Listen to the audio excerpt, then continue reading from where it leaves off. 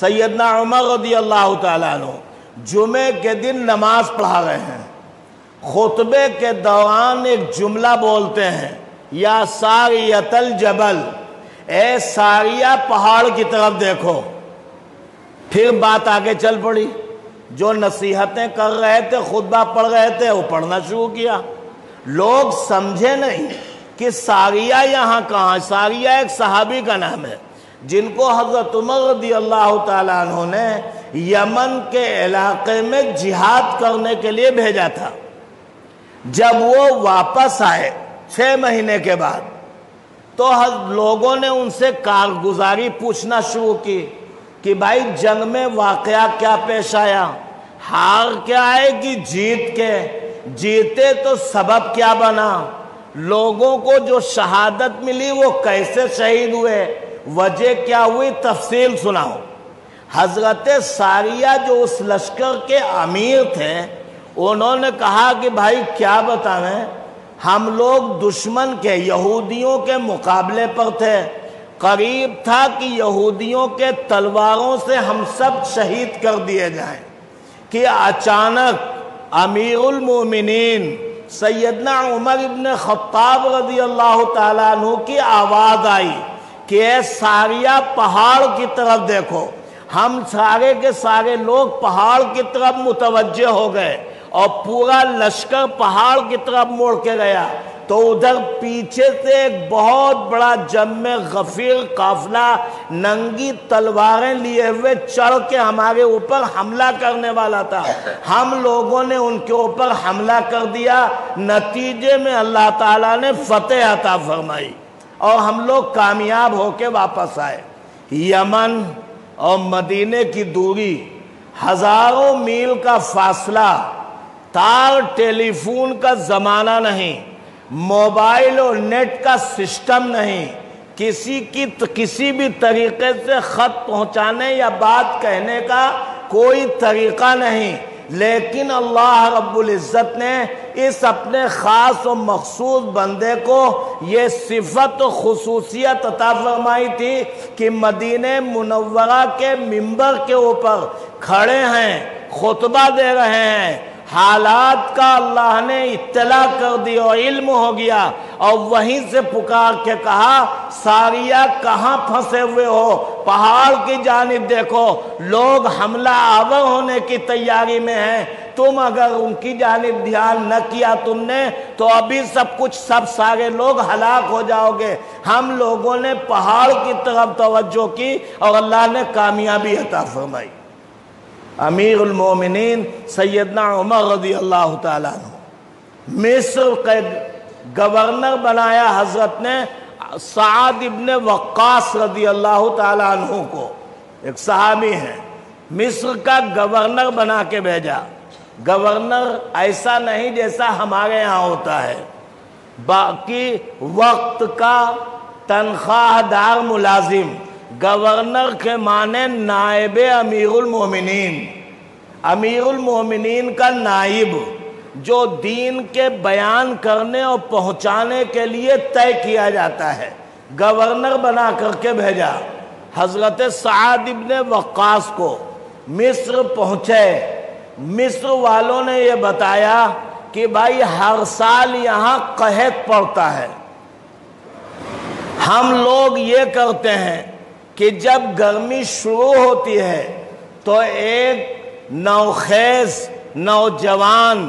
غیر شادی شدہ لڑکی کو پہنا اوڑھا کے تیار کرتے ہیں، پوری طریقے سے اس کا شوق و سنگھار پورا کرتے ہیں، اور نیل ندی کے اندر بیچ میں جا کے اس کو کھڑا کر دیتے ہیں۔ جیسے وہ بیچ میں پہنچتی ہے کہ ندی کے اندر سے سوتے پھوٹنے شروع ہو جاتے ہیں اور پانی بہہ پڑتا ہے، پوری نیل بھر جاتی ہے، یہ لڑکی اسی میں غرق ہو کے مر جاتی ہے اور سارا مصر اس سے سیراب ہوتا ہے اور پانی پیتا ہے۔ امیر المومنین اب ہم لوگ کیا کریں؟ کیا وہی طریقہ جو پہلے سے چلا آ رہا ہے وہی کیا جائے یا اس میں کوئی تبدیلی کی جائے؟ امیر المومنین حضرت عمر رضی اللہ تعالیٰ عنہ نے ایک خط لکھا کہ میں خط بھیجتا ہوں، اس خط کو تم دریائے نیل میں جہاں لڑکی کھڑی کرتے ہو اب لڑکی نہیں کھڑی کی جائے گی، اس لیے کہ بلا جرم کے کسی کو موت کی سزا دینا اسلام نے حرام کر رکھا ہے، قطعی نہیں ہو سکتا۔ میرا یہ خط اور میری یہ پرچی اسی جگہ پہ رکھ دینا جہاں پر تم لڑکی کھڑی کرتے ہو، اگر پانی جاری ہو گیا تو بہت اچھی بات ہے، ورنہ میں کوئی دوسرا اس کا انتظام کروں گا۔ حضرت سعد ابن وقاص کہتے ہیں کہ میرے پاس جب پرچی پہنچی تو میں ہی لے کر کے دریائے نیل کے اندر اترا اور اتر کر کے میں نے پرچی رکھی۔ پرچی کا رکھنا تھا کہ اگر میں دوڑتا ہوا نہر سے باہر نہ نکل آتا تو اس تیزی کے ساتھ پانی کے چشمے پھوٹے تھے کہ میں بھی اسی کے اندر بہہ جاتا اور مر جاتا، اور ندی بھر گئی، سارا مصر اس سے سیراب ہوا، اور آج تک وہ ندی نیل اسی طریقے سے بہہ رہی ہے۔ کہتے ہیں وہ پرچہ اوپر آیا، میں نے ایک تیراک کو بھیجا کہ یہ پرچہ اٹھا کے لاؤ، پرچہ اٹھا کے لائے، کھول کے دیکھا کہ امیر المومنین نے اس میں لکھا کیا ہے۔ پرچہ کھولا گیا تو اس میں لکھا ہوا تھا بسم اللہ الرحمن الرحیم من عمر ابن الخطاب امیر المؤمنین بالمدینہ المنورہ یا بحر ان کنتینا تجرین بامرکی فلا تجر وَإِن كُنْتِينَ تَجْرِينَ بِأَمْرِ اللَّهِ فَاجُرْ وَإِلَّا تَسْعَلْ مِنْكَ عُمَرُ بْنِ الْخَطَّابِ۔ یہ جملہ لکھا ہوا تھا اس میں، مطلب کیا ہوا اس کا ترجمہ بتاتا ہوں۔ لکھا ہوا تھا کہ یہ خط عمر ابن خطاب اللہ کے نبی کے خلیفہ اور مومنین اور مسلمانوں کے امیر کی جانب سے ہے۔ اے ندی، اگر تو اپنی مرضی سے بہتی ہے تو تیرے پانی کی ضرورت نہیں، نہ بہہ اور سوکھی رہے،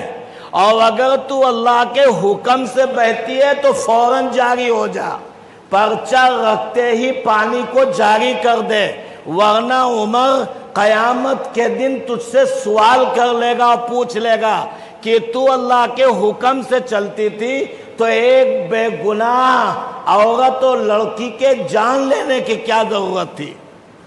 یہ لکھا ہوا تھا خط میں،